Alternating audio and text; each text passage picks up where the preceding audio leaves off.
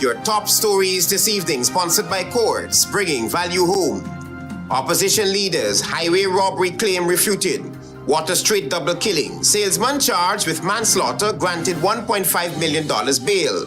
Silence over LACON'S murder. Friends say police charged the wrong man.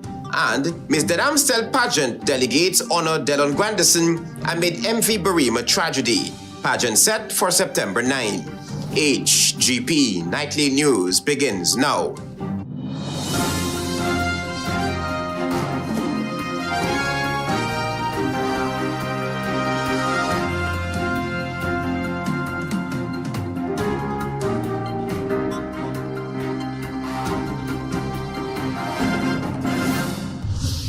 Good evening to our viewers here in Guyana and online. I'm Travis Chase with the Thursday, August 13 edition of the HGP Nightly News. Here's what you need to know this evening.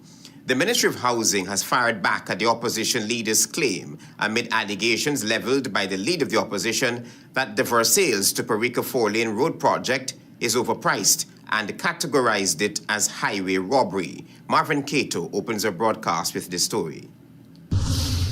The new 4-lane highway, which works are to begin very soon from Versailles to Perica, is approximately 23 kilometers long and has been divided into 17 lots for President Irfan's close friends and even his family. That was the leader of the opposition, Azruddin Mohammed, accusing the government of corruption in what he alleged is an overpriced piece of public infrastructure. Notwithstanding the opposition leader's allegations, the Ministry of Housing fired back, releasing a detailed breakdown of the scope of works that has to be carried out and the costs attached. The claims that the Versailles to Perica 4-lane highway is highway robbery has been rubbished by the ministry, saying it is just empty talk by the opposition leader. The assertion that the proposed Versailles to Perica 4-lane highway in Region 3 is pegged at an estimated cost of Guyana $121 billion is grossly overpriced when compared with the Eccles to Great Diamond 4-lane highway in Region 4, which was constructed for approximately $13.3 billion, is based on an overly simplistic comparison of the headline project values, the ministry noted.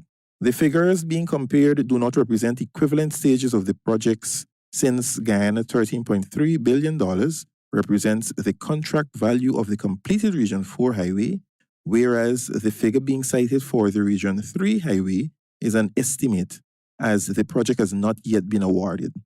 More fundamentally, such a comparison fails to account for the substantial differences in the scale, physical quantities, engineering requirements, ground conditions, and overall scope of works associated with the two projects.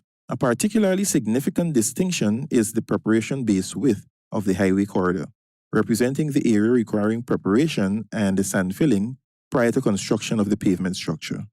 The Region 4 highway had a preparation base width of approximately 25.99 meters, whereas the Region 3 highway requires a substantially wider preparation base of approximately 53.15 meters.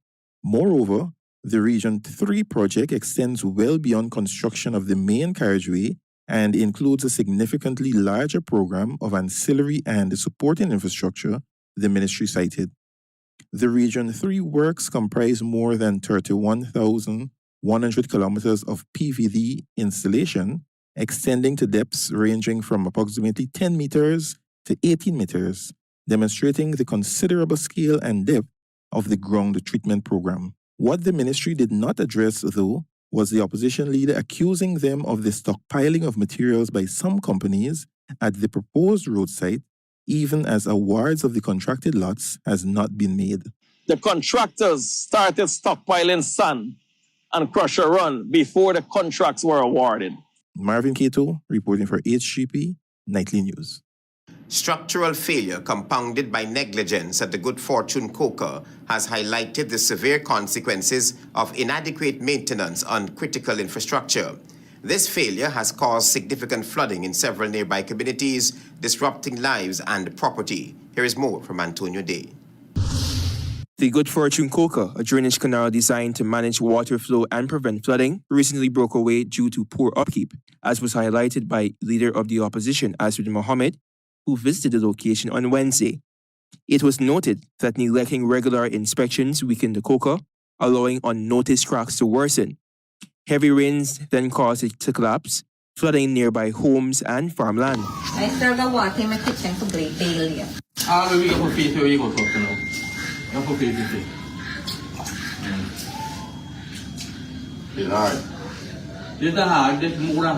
The opposition leader noted that the situation highlights the need for consistent maintenance of flood control systems to prevent failure during extreme weather increasingly common due to climate change. Flooding has caused property damage, displacement, health risks, and financial burdens for affected communities.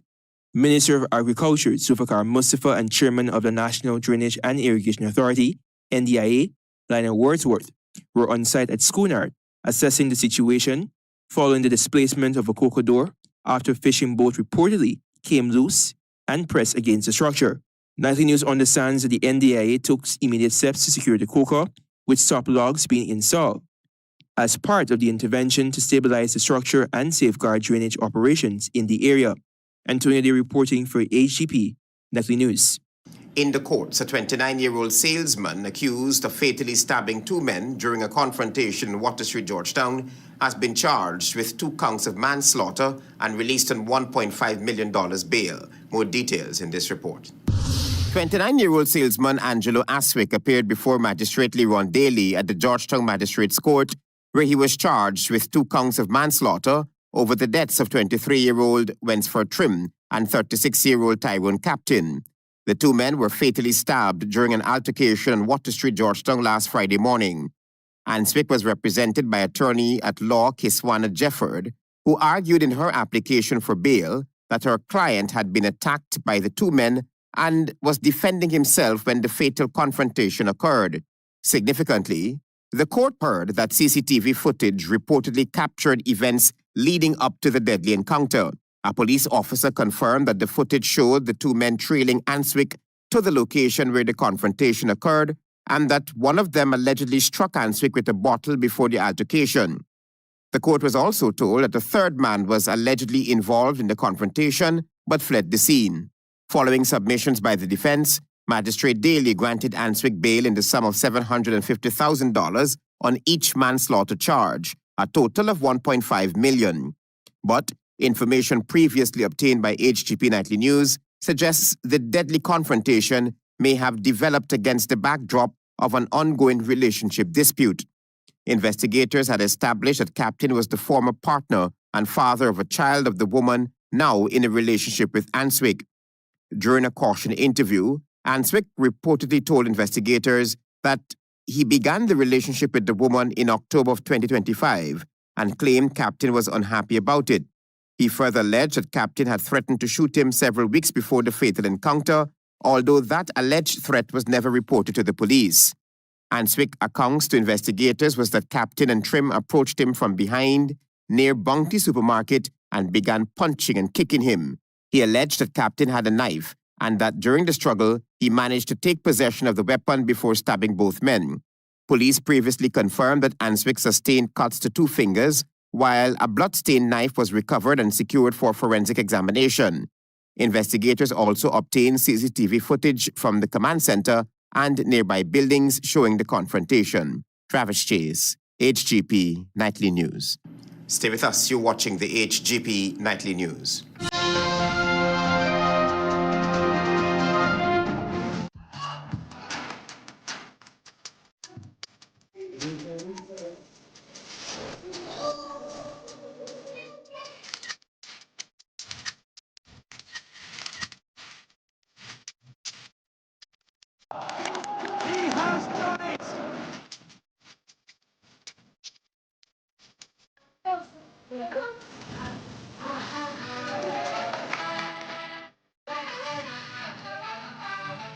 Welcome to SNL Electrical Inc., where lighting and electrical needs are met with expertise and style. From the latest in electrical lamps to durable cables, circuit breakers, panels, we have it all. Illuminate your space with our elegant chandeliers, stunning crystal lights, and versatile pole lights. Looking to upgrade your comfort? Explore top-of-the-line AC units and our diverse selections of stylish styles. Visit us at 170-180 Thomas Street, Kitty, Georgetown. Discover a solution that not only lights up your world but transforms it.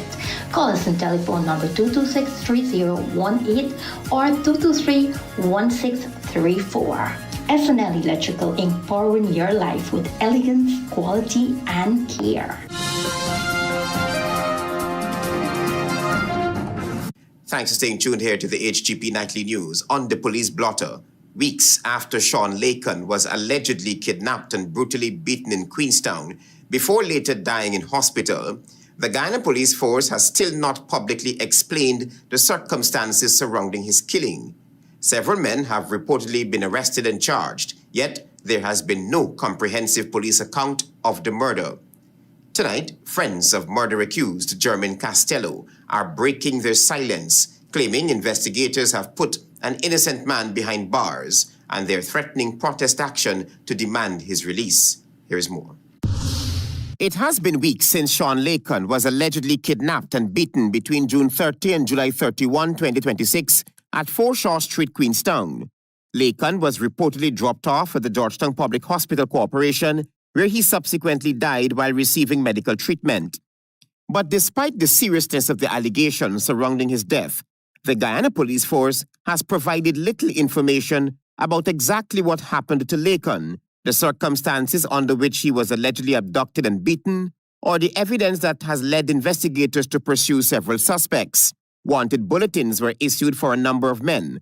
Arrests followed, and several individuals have reportedly been charged and remanded in connection with Lacon's death, but the public has still not been given a detailed account by the police force of the investigation or the circumstances surrounding the alleged murder. HGP Nightly News deliberately held this story for some time, awaiting an official statement from the police force detailing Lacon's death and the subsequent arrests, charges, and remands. So far, that explanation has not come.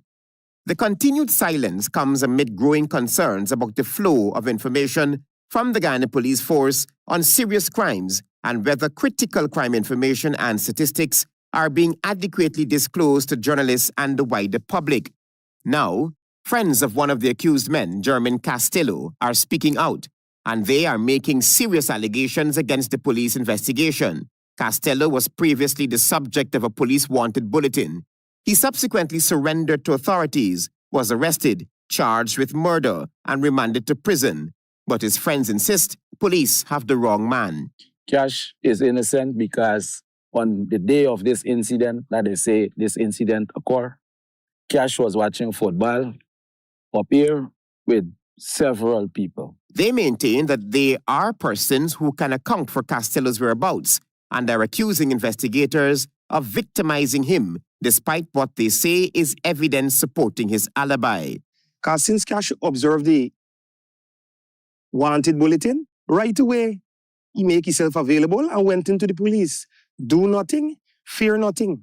The group even went further, alleging that when they attempted to raise their concerns at the Criminal Investigations Department, they were chased from the compound. Several people that went to CID to give an alibi for Cash whereabouts, and they were chased out of the office. Subsequently, they went to DPP to make a report. DPP took the report and said they're going to send for the file and see what's happening really. Castello's friends are now threatening peaceful protest action as they demand his release and a fuller explanation from investigators about the evidence that resulted in the murder charge against him. Well, Travis, to be honest with you, we ain't looking for no problem. We want no problem. We going to hit the streets. We going to hit the street and protest peacefully. The silence from the Guyana police force remains, while a family awaits justice for Sean Lacon and the friends of an accused man insist police have put the wrong man behind bars. Travis Chase, HGP Nightly News. No one would have predicted years ago that Tiffany Jeffrey Durant would become a legal advocate dedicated to helping citizens understand the complexities of property management and landlord-tenants' rights. Antonio Day sat down with the attorney at law who specializes in real estate and property law ahead of her hosting the Landlord Summit scheduled for Saturday, August 15 at Herdmanston Lodge. Few would have predicted years ago that Tiffany Jeffrey Durant would emerge as a dedicated legal advocate committed to empowering citizens with a clear understanding of property management and landlord-tenant rights. Today, the Albertown-bred advocate stands as a prominent attorney specializing in real estate and property law, guiding individuals through the complexities of these often confusing dynamics. In an exclusive interview with Nightly News, Jeffrey Durant shared insights into her journey and passion for legal advocacy.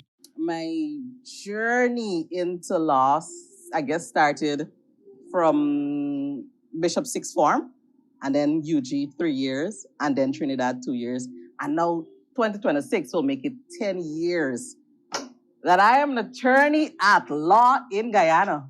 The young attorney recalled a vacation with her father and mother, during which her father casually expressed his hope that his daughters would pursue careers in law.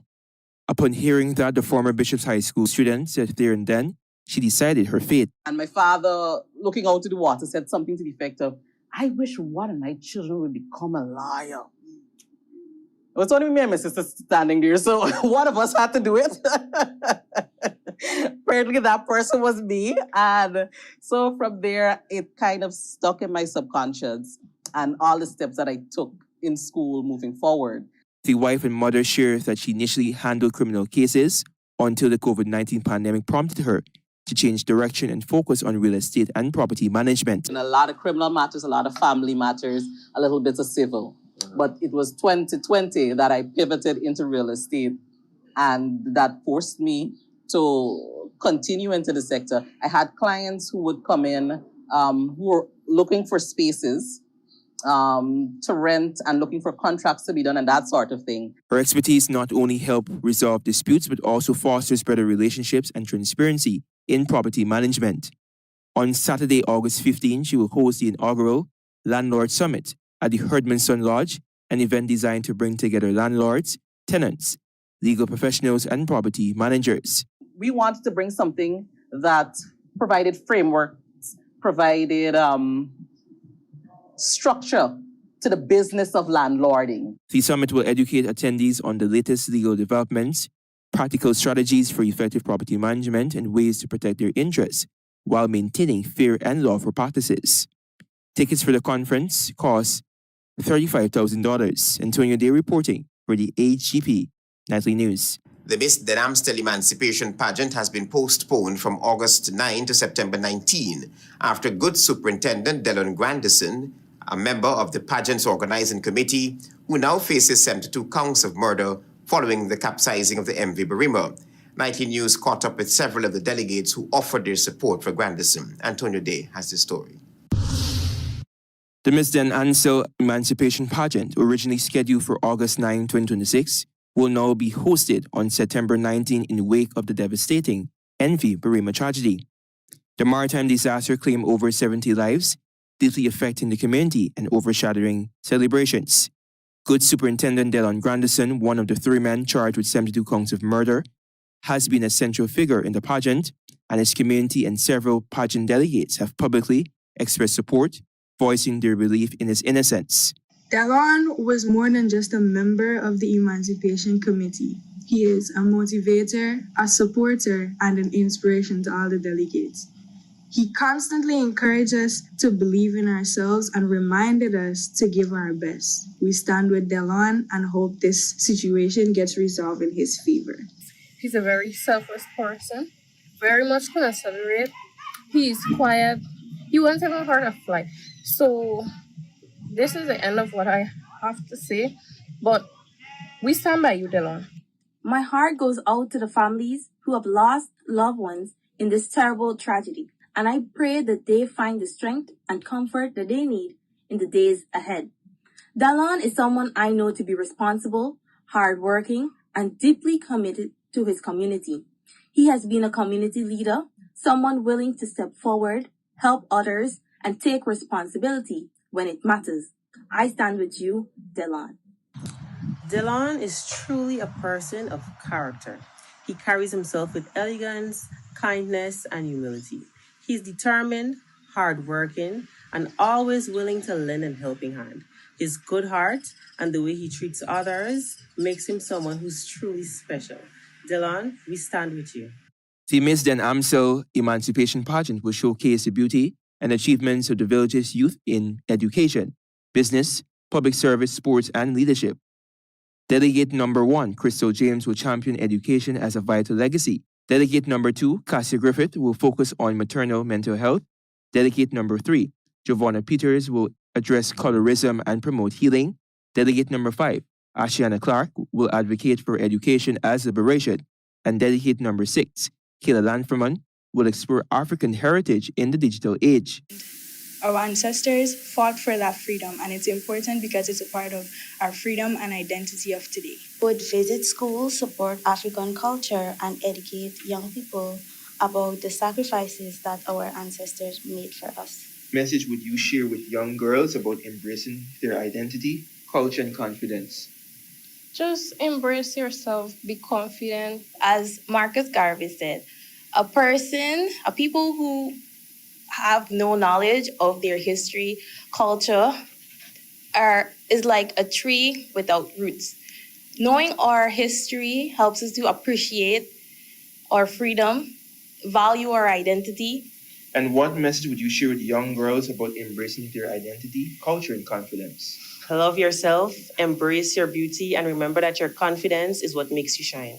The pageant will be held at the Den AMSTEL Community Ground, and tickets are $2,000.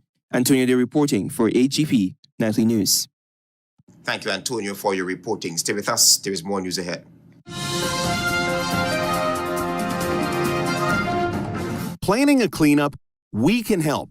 Sevon's Waste Management skip bins can be provided for home renovation projects, yard cleanup, or construction project. It's simple. Step 1, give us a call. Step 2, we put down the bin. Step 3, load it up with all of your junk. Step 4, we take it away. That's simple. Bins are also available in various sizes, so there is no job that is too big or too small. Call Sevon's Waste Management today at 218-1455.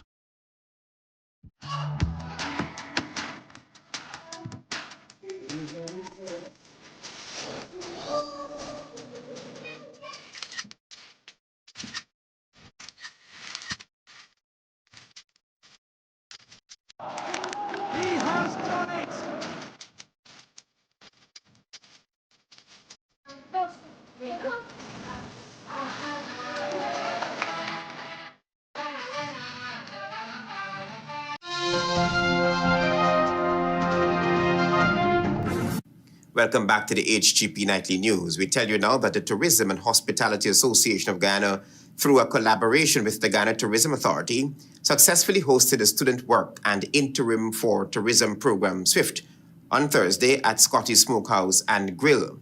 Interns were celebrated for their successful completion of the 3-week program. Marvin Keto reports. The Tourism and Hospitality Association of Guyana, THAG, successfully hosted a 3-week summer internship for high school and sixth form students in local hospitality businesses in an effort to build the next generation of tourism professionals. Its core purpose is to bridge the gap between classroom learning and real-world experience in Guyana's hospitality and tourism sector. Joseph Gomes, who interned at REFUTED Tours, said the opportunity provided by THAG made him gain experience in the tourism industry that would serve him well in the future. He said learning about some of the historical sites and sharing that knowledge with the tourists who come to experience same has definitely piqued his interest.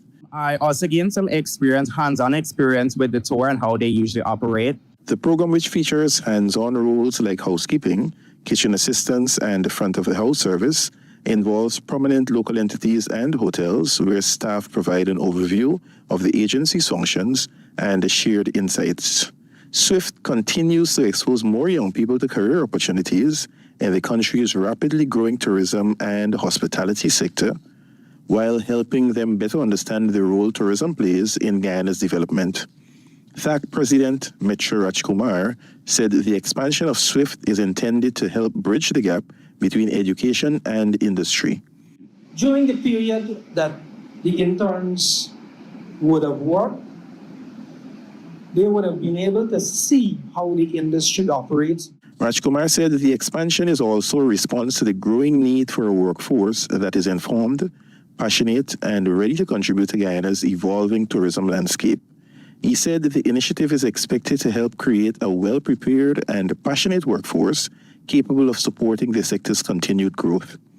In addition, Ramkumar encouraged the students to become part of the SWIFT program, noting that it will give them an opportunity to gain practical skills and a deeper appreciation of the value of tourism to Guyana.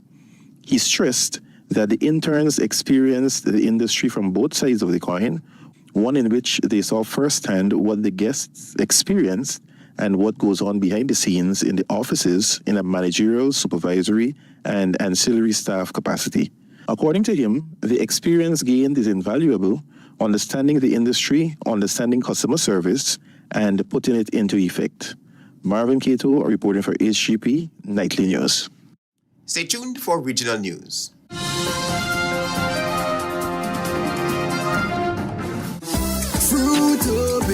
Fruitopia, it's a drink that's hype. Citrus punch, fruit punch tastes nice. Guava, pineapple, that give me a vibe.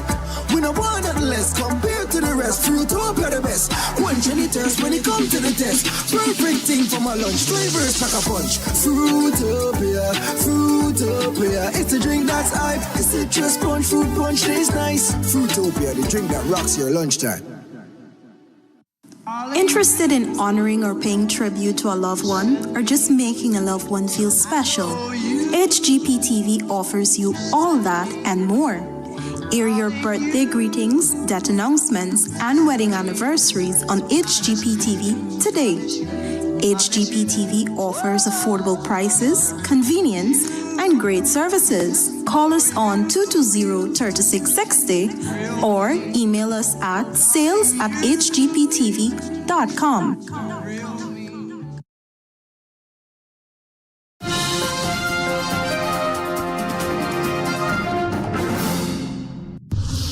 With this edition of the Regional News, I am Giselle Archibald. Good evening.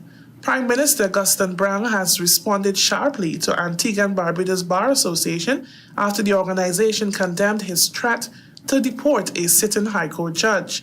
In a social media post on Wednesday, Brown dismissed the Bar Association's call for an apology. The response follows the Prime Minister's recent comments that a judge should impose longer sentences in keeping with Parliament's position or leave Antigua and Barbuda voluntarily. Brown also threatened that the judge could be deported, and the Bar Association condemned the remarks as a threat to judicial independence and an undermining of the constitutional separation of powers.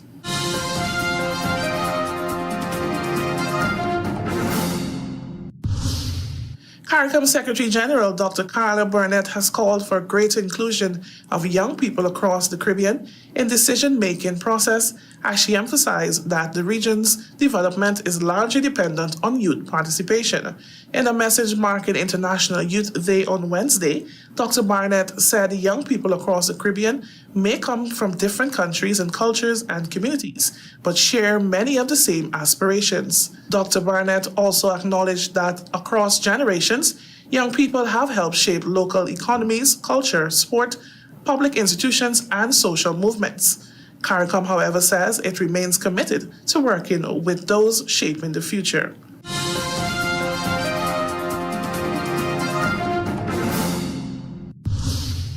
And internationally, a Syrian court on Tuesday sentenced House President Bashar Assad and his brother for murder, torture, and crimes against humanity committed before and during the country's 14th civil war that left over 500,000 people dead.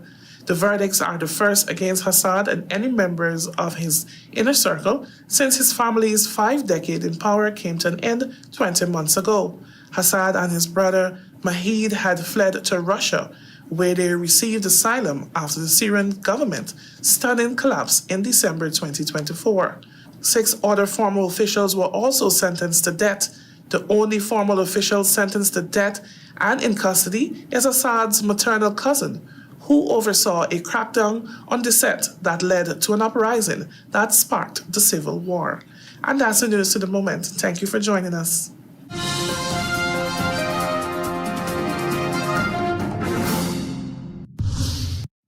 Let's join Delvin Leblet now for HGP's Sports Pulse.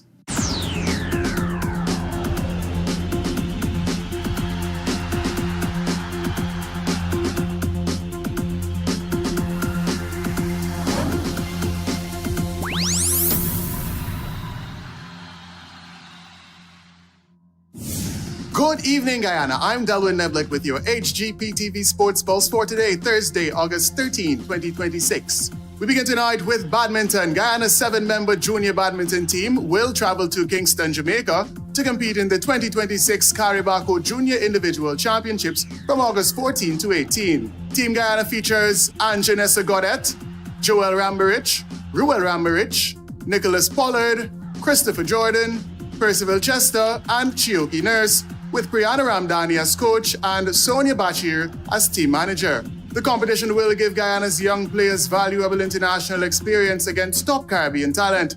Team Guyana's preparation has also been boosted by Indian coach Kartiki Gund, who is currently supporting the GBA's Junior Development and High Performance Program.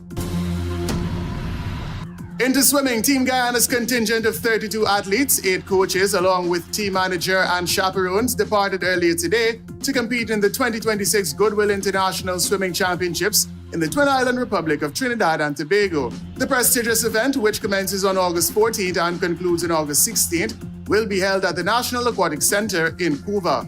The Guyanese swimmers will be looking to garner valuable international experience as well as contend for individual and overall team accolades. Moving into cricket, action took place in the Demerara Cricket Board's 2026 Under-13 tournament, with DCB Falcons taking on DCB Hawks at the LBI Community Centre ground on Wednesday. Batting first, the Hawks were bowled out for 89 in 25.2 overs as Ian Prasad top scored with 13 and Arian Atkinson, Aaron Perkins and Trevor Burnett each picked up 3 wickets for the Falcons. When the DCB Falcons responded, they reached 90 for 8 in 32 overs as Vivian Narain top scored with 9. Caleb Bastian was the pick of the bowlers for the Hawks, taking 4 for 11 as Rakib Latif picked up 3 for 9 in a losing effort.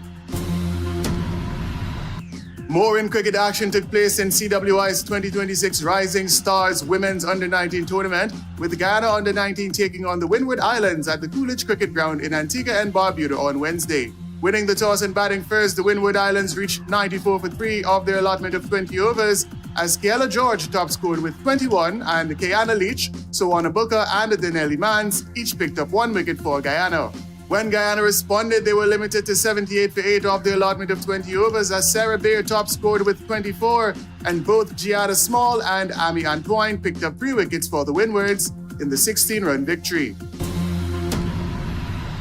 Finally, in cricket, action continued in the 2026 Caribbean Premier League, with the St. Lucia Kings taking on the St. Kitts and Nevis Patriots at the Darren Sammy Cricket Ground in St. Lucia on Wednesday. Winning the toss and batting first, the Kings were limited to 155 for 8 of their allotment of 20 overs as Joel Andrew top scored with 58 and both Jason Holder and Stuart Netravalka picked up 3 wickets for the Patriots. When the Patriots responded, they reached 156 for 5 in 17.4 overs as Andre Fletcher remained unbeaten on 48 from 41. Mahesh Dikshana was the pick of the bowlers for the Kings, taking 2 for 22 in the 5-wicket defeat.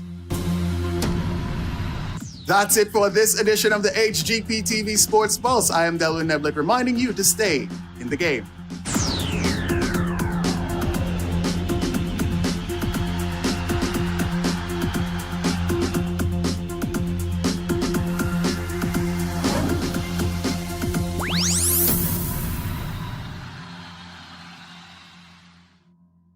Opposition leaders' highway robbery claim refuted. Water Street double killing. Salesman charged with manslaughter granted $1.5 million bail. Silence over LACON'S murder. Friends say police charged the wrong man. And Ms. AMSTEL pageant delegates honor DELLON Grandison amid MV BARIMA tragedy. Pageant set for September 19. Those are our major headlines. For these stories and more, please go to our website. It's www.hgptv.com. I'm Travis Chase. Thanks for watching. Goodbye.